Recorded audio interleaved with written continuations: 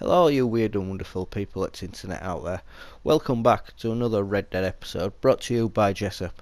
I hope everyone's having an awesome day out there. I know I am, because Red Dead Online's out. So I just thought I'd take a few minutes after I've been playing for an hour or so to tell you all what I found out so far, all the news, info, and answering all them questions that you've been asking. So without further ado, let's jump into this.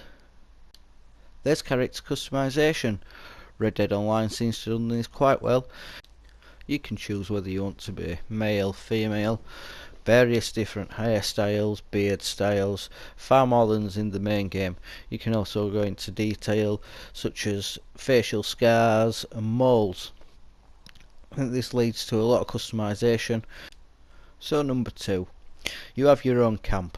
There's two sizes of camps, a camp for 1 to 7 people and a camp for 1 to 4 people. I'm assuming, although I can't confirm this yet, that there will be more maintenance or more costs to running a camp for 1 to 7 people. Leading on from that, number 3, there's obviously posses. You can have a posse of up to 1 to 7 people. As I say, the camps have 1 to 4 or 1 to 7 people, depending whether you want a small or a large camp. On to number 4, Eagle Eye works just as it does in the main game, leading you to track people, animals, or locating items of interest, with them glowing up gold. Number 5, as I'm sure quite a lot of people are aware, it's set before the times of the events of Red Dead 2.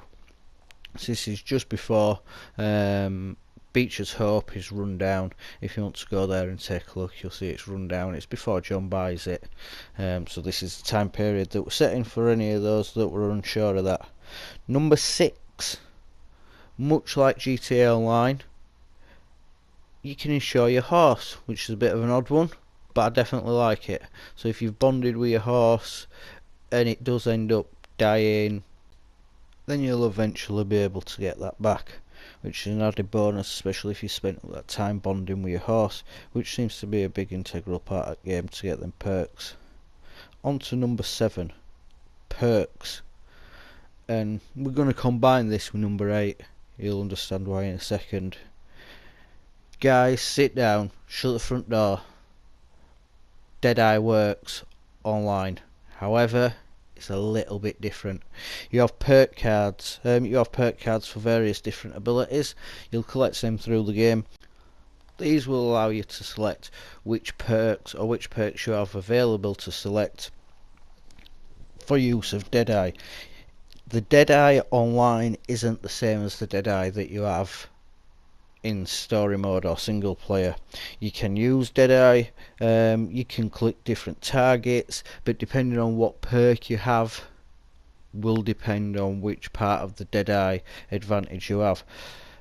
These can't be stacked with your posse, although some of them will give additional benefits or buffs to your posse.